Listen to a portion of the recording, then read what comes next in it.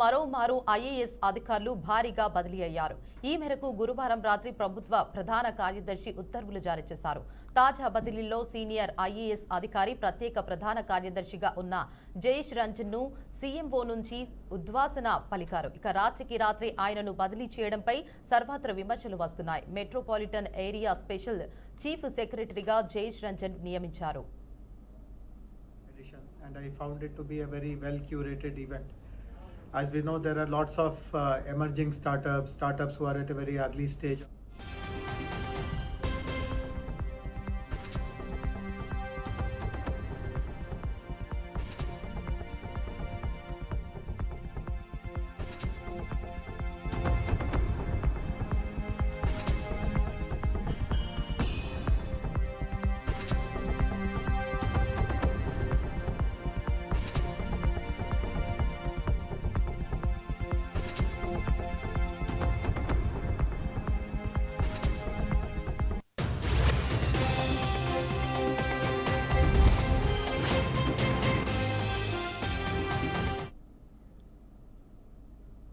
ఇక ఇదే అంశంపై మరింత సమాచారాన్ని మా ప్రతినిధి రామకృష్ణ అందిస్తారు. చెప్పండి రామకృష్ణ, అప్డేట్స్ ఏంటి? దేవిక, మరోసారి ఐఏఎస్ అధికారుల బదిలీ భారీగా జరిగింది. నిన్న రాత్రి జరిగినటువంటి ప్రభుత్వ ప్రధాన కార్యదర్శి ఉత్తర్వులు జారీ చేసిన నేపథ్యంలో ఐఏఎస్ అధికారి ప్రత్యేక ప్రధాన కార్యదర్శిగా ఉన్న జయేష్ రంజన్ సీఎంఓ నుంచి ఉద్వాసన పలికినట్లుగా కూడా తెలిసింది. రాత్రికి రాత్రి ఆయన బదిలీ చేయడంపై సర్వత్రా విమర్శలు వస్తున్నాయి. మెట్రోపాలిటన్ ఏరియా స్పెషల్ చీఫ్ సెక్రటరీగా ఉన్నటువంటి జయేష్ రంజన్ నియమించారు. ఆయన పర్యాటక శాఖ స్పెషల్ సిఎస్ గా కూడా కొనసాగుతున్నారు.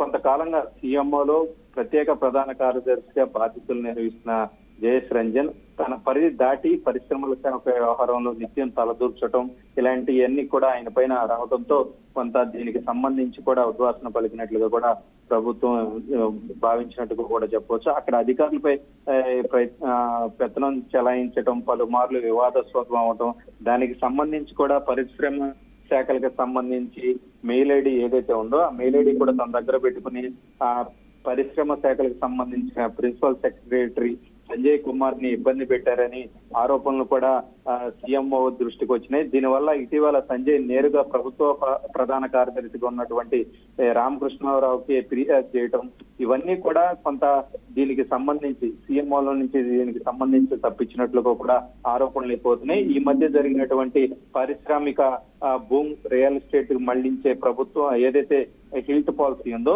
దానికి సంబంధించి కూడా కొంత వివాదాస్పదం అయింది. ఎందుకంటే ప్రభుత్వం జీవో రిలీజ్ అవ్వకముందే ప్రతిపక్ష పార్టీలు తెలిసినాయి. ప్రతిపక్ష పార్టీలు కేటీఆర్ ప్రెస్ మీట్ పెట్టి మరి ఇలా 9,000 ఎకరాలను సేకరిస్తున్నారు, అది తన చుట్టుపక్కల ఉన్నటువంటి వ్యక్తులకు ఇస్తున్నారు. ఇది మొత్తం కూడా అంశం కూడా ఏదైతే కొంత దీనికి సంబంధించి ఏదైతే ఇతనే చేసేడేమో అని డైరెక్ట్ గా అనకుండా ఈ ట్రాన్స్ఫర్లు జరిగినట్టు కూడా జయేష్ రంజన్ ని బదిలీ కారణం కూడా అవేనని అధికార వర్గాల్లో అయితే కొంత చర్చనీయాంశం అయింది. సో మొత్తం మీద ఓవరాల్ గా చూసుకుంటే దీనికి సంబంధించి మరో ఇష్యూ ప్రభుత్వం గొప్పగా ఏదైతే ఈ గ్లోబల్ సమ్మిట్ జరిగిందో 8-9 తారీఖుల్లో జరిగినటువంటి గ్లోబల్ సమ్మిట్ ఏదో గ్లోబల్ సమ్మిట్ కి సంబంధించి ప్రభుత్వం ఏదైతే దాదాపుగా 5 లక్షల కోట్లు ఎంఓలు కుదుర్చుకున్నామని చాలా పెద్ద ఎత్తున దాన్ని ప్రజల్లో తీసుకెళ్లే విధంగా ఏర్పాటు చేస్తే కొంత అలాంటిది ఏమీ జరగలేదు, అంతా బోగస్ అనే విధంగా ప్రజల్లోకి వెళ్ళేటట్టు కొంతమంది అధికారులు వ్యవహరించారు. ఇవన్నీ కూడా